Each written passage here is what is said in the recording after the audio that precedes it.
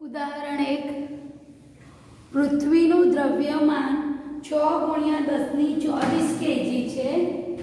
ચંદ્રનું દ્રવ્યમાન 7.4 × 10⁻22 kg છે. દ્રવ્યમાન એટલે દળ, એમનું દળ, બરાબર. એમ કેટલું આપેલું છે તો પૃથ્વીનું 6 × 10⁻24 અને ચંદ્રનું 7.4 × 10⁻22 kg છે. અને બંને વચ્ચેનું અંતર પૃથ્વી અને ચંદ્ર, ધારો કે આ રહી આપણી પૃથ્વી અને આ રહ્યો ચંદ્ર, બરાબર. પૃથ્વીને અર્થ વડે દર્શાવીએ, ચંદ્રને મૂન વડે EM. અને બંનેનું અંતર આપણને આપેલું છે. બંને વચ્ચેનું અંતર કેટલું આપેલું છે તો કે 3.84 × 10⁵ કિલોમીટર, 3.84 × 10⁵ કિલોમીટર, બરાબર. તો આપણને કેવું કહ્યું છે કે બંને વચ્ચે લાગતું આકર્ષણ બળ શોધો. તમને ખબર છે પૃથ્વી સૂર્યને પોતાની તરફ આકર્ષણ બળ લગાડતી હશે, તે આકર્ષણ બળ આપણે શોધવાનું છે. જીની વેલ્યુ આપણને આપી છે કે જીની વેલ્યુ આટલું લો. તો છોકરા આપણું સૂત્ર હતું ગુરુત્વાકર્ષણ બળનું સૂત્ર હતું F = Gmem/d², બરાબર. me એટલે માસ ઓફ અર્થ એટલે પૃથ્વીનું દળ, તો આ રહ્યું આપણું me, માસ ઓફ અર્થ, બરાબર. આ રહ્યું સ્મોલ m એટલે જે પદાર્થ છે એનું દળ. તો અત્યારે ચંદ્ર પદાર્થ બનશે એટલે ચંદ્રનું દળ આ રહ્યું, બરાબર. g ની વેલ્યુ આપણને આપી દીધી છે, આ રહી g ની વેલ્યુ. બંને વચ્ચેનું અંતર આપણને આપી દીધું છે, આ રહ્યું અંતર, એટલે આ બની જશે આપણો d. તો જો MEMD GMEMD બધું મળી ગયું. તો આપણને કોણ મળી જશે? બળ મળી જશે. આ બધાની કિંમત આપણે સૂત્રમાં મૂકીએ. ચાલો મૂકીએ. તો F = પહેલા g ની વેલ્યુ મૂકીએ. તો g ની વેલ્યુ આપણને ખબર છે 6.7 × 10⁻11, બરાબર. પછી એના પછીથી me પૃથ્વીનું દળ, તો પૃથ્વીનું દળ છે 6 × 10⁻24. પછી ચંદ્રનું દળ સ્મોલ m એટલે તો 7.4 × 10⁻22,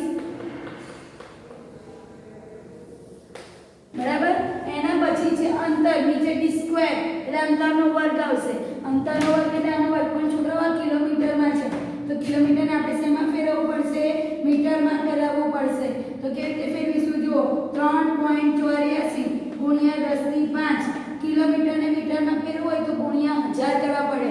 1000 મીટર બરાબર 1 કિલોમીટર. તો અહીંયા ગુણ્યા મારે શું કરવા પડશે? 1000 કરવા પડશે. તો આપણો જવાબ શેમાં આવી જશે?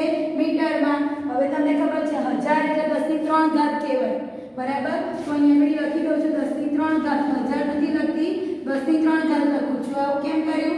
આ બંનેનું ઈઝી સોલ્યુશન થઈ જાય એટલા માટે. તો 5 અને 3 કેટલા થઈ ગયા? 8. એટલે અંતર કેટલું થઈ ગયું? 3.84 × 10⁸ મીટર, બરાબર. તો અહીંયા અંતર લખું 3.84 × 10⁸ મીટર, બરાબર. પણ છોકરાઓ અહીંયા d² છે, d² છે એટલે અંતર બે વાર લખવાનું. તો અહીંયા ગુણા કરીને ફરીથી લખું છું 3.84 × 10⁸, બરાબર. હવે શું કરવાનું? તો કે હવે સૌથી પહેલા છે ઘાતોનું સોલ્યુશન કરવાનું. આ રહી ઘાત, આ રહી આ ઘાત, આ ઘાત અને આ ઘાતનું સોલ્યુશન કરવાનું. અને બાકીનું જે બચ્યું એમાં પોઈન્ટ કાઢવાનું. તો જો આવી રીતે હું પહેલા સાદા સ્ટેપ લખી નાખી. તો 67 લખાય, એનો પોઈન્ટ કાઢીને નીચે 10 આવી જશે. પછી આ છે 6, બરાબર, એટલે ડાયરેક્ટ 6. પછી 74, તો 74 નો પોઈન્ટ કાઢી એટલે નીચે 10 આવી ગયા, બરાબર. એટલે ઉપરનું બધું જ આવી ગયું. હવે આ રહ્યું 3.84 એટલે 384, એના પોઈન્ટ કાઢીશું એટલે ઉપર આવી જશે 100. અહીંનો પોઈન્ટ ઉપર જતો રહે ને, બરાબર. ફરીથી નીચે 384 છે એટલે ફરીથી 384, એનો પોઈન્ટ કાઢીશું. 2 પોઈન્ટ આપવાના છે, 2 પોઈન્ટ આપે એટલે એનો પોઈન્ટ કાઢી એટલે 100 ઉપર જતો રહેશે, બરાબર. હવે જે ઘાતો રહી એ ઘાતો લખીએ. તો ગુણા કરીને હજુ ઘાતો લખીશું. તો ઉપર કેટલી ઘાત છે? 10⁻11, 10⁻24, 10⁻22. નીચે કઈ આ રે જો -11, 24 અને 22. નીચે કઈ છે? 10⁸ અને 10⁸. 10⁸ × 10⁸, બરાબર. ચાલો હવે જેટલું ઉડતું હોય એટલું ઉડાડીએ અને બાકીનું સાદી ગણતરી કરી દઈશું. તો જો 10 × 100, તો 100 બેઠે ઉડી ગયા, બરાબર. હવે કશું ઉડતું નથી એટલે તમારે શું કરવું પડશે? આટલા જેટલા છેદ ઉડે આ ત્રણના એના ભાગ્યા 3 અને આ પેલો જે 100 રહ્યો એના જેટલા છે ઉડે એટલું ઉડાડવાનું અને એનું સાદું સોલ્યુશન કરીને જે જવાબ આવે એ લખવાનો. આનો સાદું સોલ્યુશન કરીને જે જવાબ આવે એ અહીંયા આગળ લખવાનો. હવે જો ઘાત સોલ્વ કરતા શીખવાડું વિદ્યાર્થીઓ, તો આ 8 છે અને 8 છે. તમને ખબર છે ગુણાકાર હોય તો ઘાતોનો સરવાળો થાય, એટલે જો કોમનલી હું આવી રીતે લખી શકું 10 ની અહીંયા કેટલી છે -11. અહીંયા ગુણા છે ને એટલે બંને વચ્ચે પ્લસ લખાય તો +24. આ બંને વચ્ચે ફરી ગુણા છે એટલે ફરી 22. એવી જ રીતે સેમ નીચે 10 ની 8 ગુણ્યા 8 છે 8 વત્તા 8. ગુણા હોય તો ઉપર ઘાતોનો શું થઈ જશે? સરવાળો થઈ જશે. બરાબર. હવે જો તમે એ દેખાય છે 22 માંથી 11 જતા રહેશે તો 22 માંથી 11 જાય તો 11 રહેશે, એટલે ઉપર કેટલા રહેશે? આ 24 અને પેલા 11, એટલે 10 ની 24 અને પેલા રહ્યા 11. નીચે 10 ની 8 ને 8 કેટલા થઈ જશે? 16 થઈ જશે. 24 ને 11 કેટલા થાય? એટલે કે 24 ને 10 34 ને 35. એટલે એની ઘાત આનો જવાબ આવે. જવાબ એનો એ લખવાનો છે. હજુ આની ઘાત આપણે વિચારીએ ધારો તો અહીંયા સાઈડ પર લખીએ. બરાબર. તો જો 24 ને 10 34 ને 35 એટલે ઉપર આવી 10 ની 35 અને નીચે આવી 10 ની 16 ઘાત. 16 ઘાત ઉપર જાય એટલે માઈનસ થઈ જાય, એટલે જો આ પ્લસ સ્ટેપ ઉપર જશે એટલે માઈનસ થઈ જશે, એટલે અહીંયા માઈનસ થઈ જશે 16. એટલે 35 માંથી 16 બાદ કરી નાખવાના તો 35 માંથી 10 જાય એટલે 25 અને 25 માંથી બીજા 6 થશે એટલે કેટલા આવશે? 19. એટલે એની ઘાત કેટલી આવી? 10 ની 19 ઘાત આવી. આ બધી ઘાતોને સોલ્વ કરી નાખી તો 10 ની 19 ઘાત અને આગળ સાદી ગણતરીથી તમે જે જવાબ આવ્યા એ અને પાછળ આવશે 10 ની 19 ઘાત. બરાબર. આવી રીતે ઘાતોનું સોલ્યુશન થાય અને બાકીના જે મેથ્સના સ્ટેપ હોય એનું આવી રીતે સોલ્યુશન થશે. બરાબર વિદ્યાર્થીઓ. તો આ દાખલો પૂરો થયો. દાખલામાં કશું નથી, ખાલી સૂત્રમાં કિંમત મૂકવાનું છે. F = G/MEM/d². G ની વેલ્યુ આપી છે, ME આપેલા છે, M આપેલા છે, D અંતર આપેલું છે પણ અંતર કિલોમીટરમાં આપેલું છે. એને તમારે મીટરમાં કન્વર્ટ કરવાનું રહેશે. એના પરથી આપણને કોણ મળી જશે? બળ F મળી જશે. જો તમને આગળ ગણતરી કરતા ના આવડે તો તમે સૂત્ર લખો અને એની અંદર કિંમતો મૂકો તો પણ તમને 1.5 માર્ક્સ મળે. બરાબર વિદ્યાર્થીઓ. ચલો એના પછીનો દાખલો જોઈએ.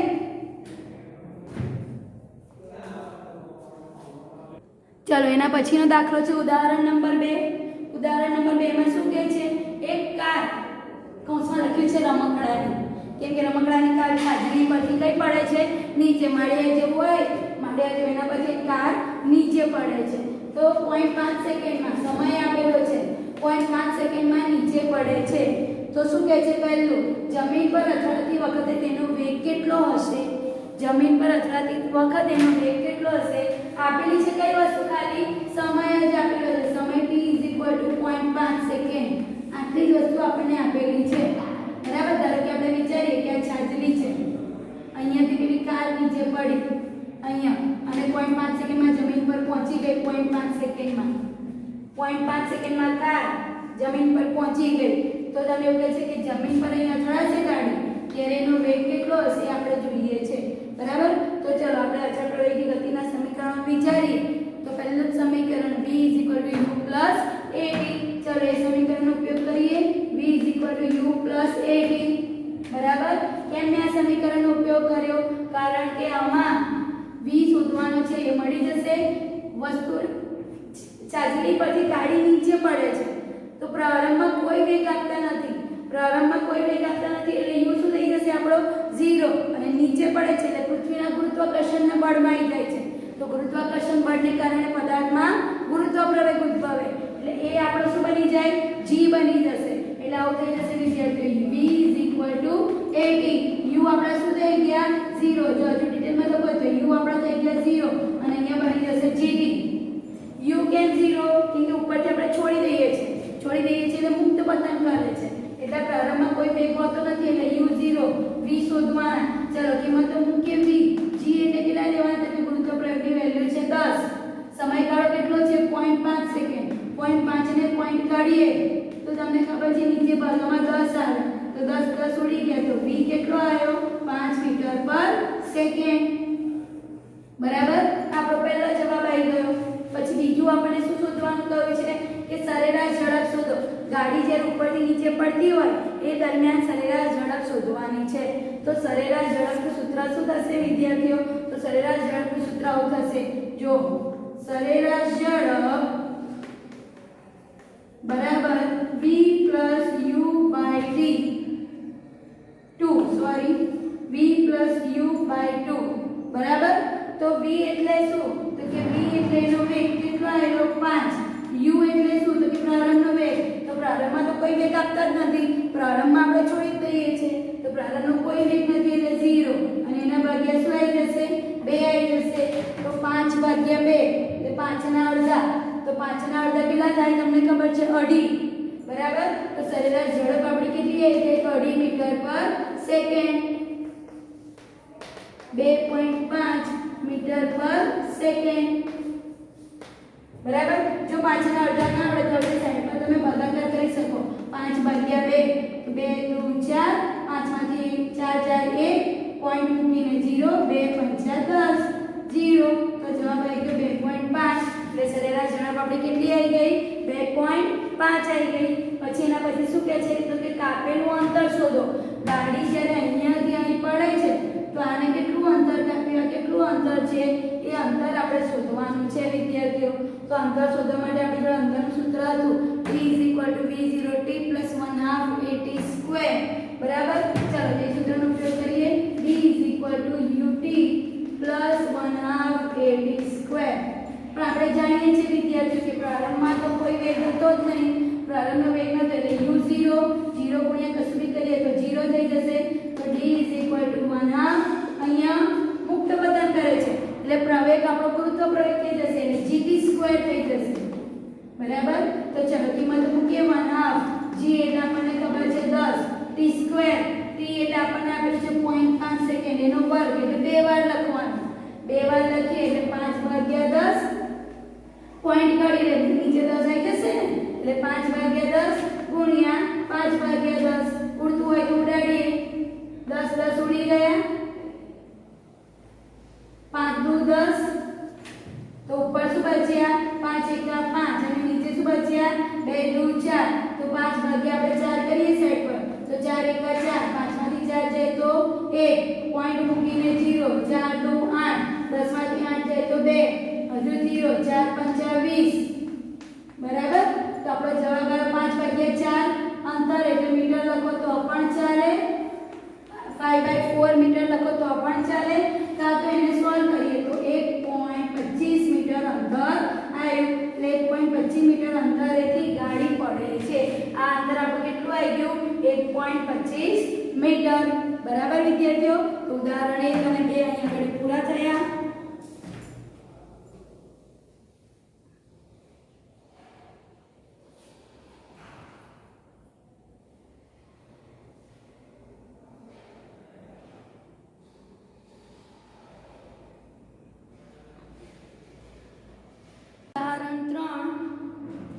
એક પથ્થરને ઉર્ધ્વ દિશામાં 100 મીટર ઊંચાઈએ ફેંકવામાં આવે છે તો પથ્થરનો પ્રારંભિક વેગ કેટલો હશે તે શોધવાનો છે અને મહત્તમ ઊંચાઈએ પહોંચતા કેટલો સમય લાગશે તે શોધવાનું છે.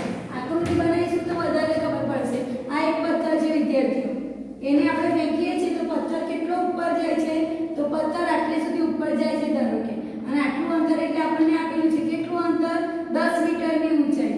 10 મીટર સોરી 10 હતું હા 10 મીટર ઊંચાઈએ જાય છે તો પથ્થરને કેટલા વેગથી ફેંક્યો છે? પથ્થરને હું ફેંકું છું તો પથ્થર 10 મીટર ઊંચાઈએ જાય છે તો પથ્થરને પ્રારંભમાં મેં કેટલા વેગથી ફેંક્યો છે એ વેગ શોધવાનો છે. પથ્થરનો પ્રારંભિક વેગ શોધવાનો છે. અને બીજું શું કહે છે? મહત્તમ ઊંચાઈએ પહોંચતા લાગતો સમય. એટલે અહીંયાથી અહીં સુધી પહોંચે ત્યારે કેટલો સમયગાળો લાગે છે એ શોધવાનો છે. અને એનો પ્રારંભનો વેગ એટલે આપણને ખબર છે u શોધવાનો છે અને t શોધવાનો છે બરાબર. ચાલો તો અચળ પ્રવેગી ગતિના સમીકરણો આપણે વિચારીએ વિદ્યાર્થીઓ. તો જો અહીંયા આગળ આપણે ત્રણ સમીકરણ લખીએ પહેલા. તો પહેલું સમીકરણ તો v u + at.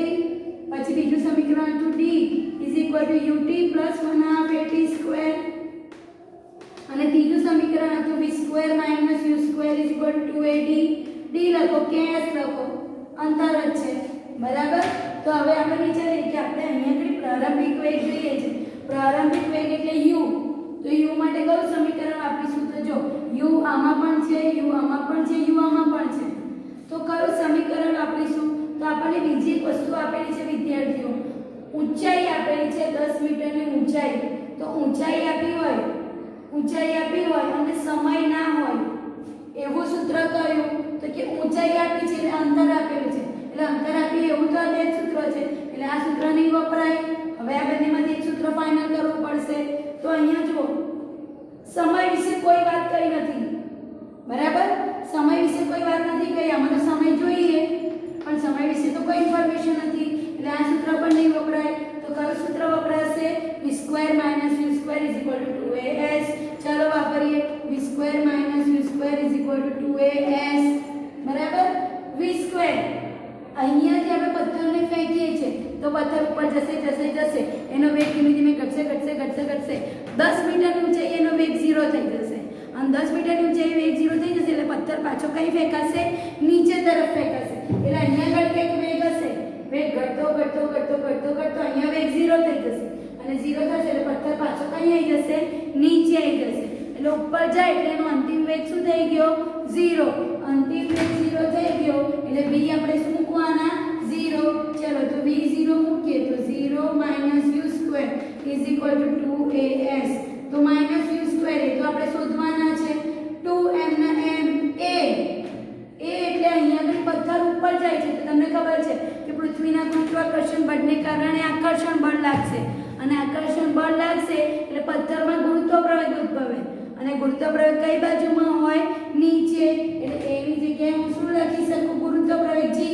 પણ પથ્થર ઉપર જાય છે અને ગુરુત્વાકર્ષણ બળ નીચે લાગે છે, બંનેની દિશા વિરુદ્ધ છે એટલે મારે શું લેવું પડે? -g લેવા પડે. તો અહીંયા આગળ હું લખીશ -g, અને s એટલે અંતર આપણને આપી દીધું છે 10, બરાબર. ચાલો સોલ્વ કરીએ. 2 g એટલે ગુરુત્વ પ્રવેગ જેની વેલ્યુ છે 10, પણ કેવા આવશે? માઈનસ. તે માઈનસ હું આગળ લખી દઉં તો -10, અને આ 10 m ના m, અને આ બાજુમાં -u² m ના m. જો માઈનસ બંને બાજુથી પ્લસ થઈ જશે, બરાબર. દાય 100 એટલે u² બરાબર શું આવશે? 2 × 100. હવે સ્ક્વેરને દૂર કરવા માટે આપણે રૂટ મૂકી દઈએ. તો રૂટ મૂક્યા, અહીંયા સ્ક્વેર રૂટ કેન્સલ થઈ જશે, તો અહીંયા બચ્યા શું? u = √2, અને તમને ખબર છે 100 નું વર્ગમૂળ શું નીકળે? તો 100 નું વર્ગમૂળ નીકળશે 10, એટલે અહીંયા નીકળ્યા 10, તો 10√2, બરાબર. u મીટર/સેકન્ડ. 10√2 લખો તો પણ ચાલે, કાં તો વિદ્યાર્થીઓ √2 ની વેલ્યુ તમને ખબર હોવી જોઈએ, √2 ની કિંમત ખબર હોવી જોઈએ. √2 ની કિંમત કેટલી છે? તો કે 1.41. તો √2 ની હું કિંમત મૂકીશ તો 10 × 1.41, પણ પોઈન્ટ કાઢીએ એટલે નીચે 100 આવી જશે, તો પોઈન્ટ કાઢીશું એટલે નીચે 100 આવી જશે. 100 આવશે એટલે 1 પોઈન્ટ કપાશે, 0 0 ઉડી ગયો, હજુ 10 વચ્ચે એટલે 1 પોઈન્ટ કાપીએ તો u = 14.1 મીટર/સેકન્ડ. 14 લખો તો પણ ચાલે, બરાબર. તો દાખલો સમજ પડી? આ સૂત્રને સિમ્પલી સોલ્વ કરેલ છે, બરાબર. પછી આપણને શું કહે છે કે મહત્તમ ઊંચાઈએ પહોંચતા કેટલો સમયગાળો લાગશે, એટલે કે સમયગાળો જોઈએ છે. તો ફરીથી પાછા પેલા 3 સૂત્રો વિચારી વિદ્યાર્થીઓ. તો 3 સૂત્રમાં સમયગાળો હોય એવા બે સૂત્ર છે, બરાબર. સમયગાળો હોય એવા બે સૂત્ર છે. કયા? કે v = u + at, કાં તો s = ut + 1/2t². તો આમાંથી આપણે કયું સૂત્ર વાપરીશું? વિચારીએ. જો u આપણને મળી ગયા છે, at ની વેલ્યુ આપણને ખબર છે, તો મહત્તમ જે સમય જોઈએ છે તો આપણે આ સમીકરણ વાપરી શકીએ. આ વાપરીશું તો પણ જવાબ આવશે, બરાબર. તો ચાલો, આ સમીકરણ મોટું છે, આ નાનું છે, આમાં ઈઝીલી જવાબ આવી જશે. એટલે આ સમીકરણ આપણે વાપરીશું v = u + at. તો v = u + at, બરાબર. ચાલો, v અંતિમ વેગ, તો આપણને ખબર છે પથ્થર ઉપર ગયો એટલે એનો અંતિમ વેગ શું થઈ જશે? 0 થઈ જશે, એટલે આ સ્ટેપ થઈ ગયું 0. u ની વેલ્યુ હમણાં આપણે શોધી લાયા 14, પ્લસ a એટલે ગુરુત્વ પ્રવેગ નીચે લાગે છે -g લેવા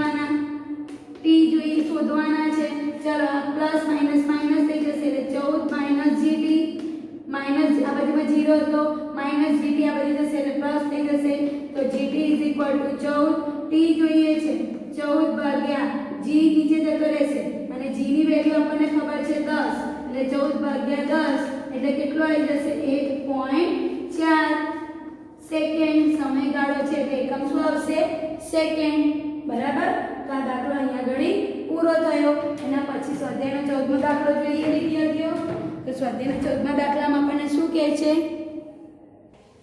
સ્વાધ્યાયનો 14મો દાખલો સ્વાધ્યાયના 14મા દાખલામાં આપણને શું કહે છે કે 19.6 મીટર ઊંચાઈએથી પથ્થરને મુક્ત પતન કરવામાં આવે છે આમાં શું કર્યું હતું ઉધ્વ દિશામાં પથ્થરને ફેંક્યો હતો કોઈ પણ વસ્તુને આપણે ઉધ્વ દિશામાં ફેંકીએ તેનો અંતિમ વેગ 0 થાય અને કોઈ પણ વસ્તુને આપણે મુક્ત પતન કરાવીએ તેનો પ્રારંભનો વેગ 0 થાય ઉધ્વ દિશામાં ફેંકીએ તો અંતિમ વેગ 0 થાય અને મુક્ત પતન કરાવીએ તો પ્રારંભનો વેગ 0 થાય બરાબર તો આમાં આપણને અંતિમ વેગ શોધવાનું કહ્યું છે કઈ કઈ વસ્તુ આપેલી છે વિદ્યાર્થીઓ તો આપણને વસ્તુમાં ખાલી અંતર આપેલું છે s આપેલા છે 19.6 મીટર બરાબર અંતિમ વેગ એટલે v શોધવાના છે તો આપણે કયું સમીકરણ વાપરીશું તો ત્રણેય સમીકરણમાં પહેલા બે જે સમીકરણ હતા આ v u at અને બીજું હતું s ut + 1/2 at² એમાં બંનેમાં તો સમય જોઈએ અને અહીંયા આપણને સમય વિશે કોઈ ઇન્ફોર્મેશન નથી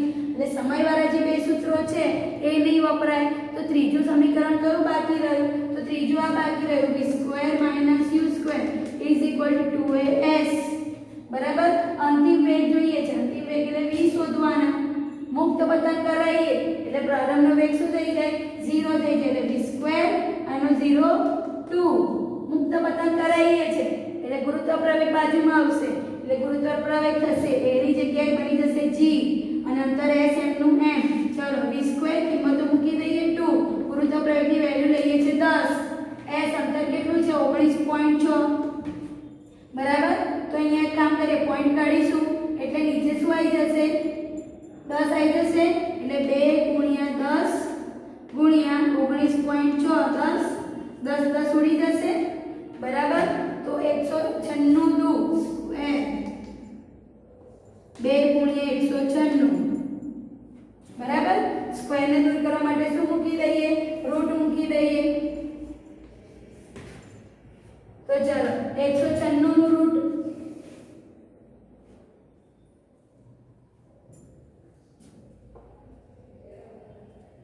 v² આ બાજુમાં સ્ક્વેર રૂટ ઉડી જશે એટલે v √2 * 196 આને સોલ્વ કરીશું એટલે આપણને જવાબ મળી જશે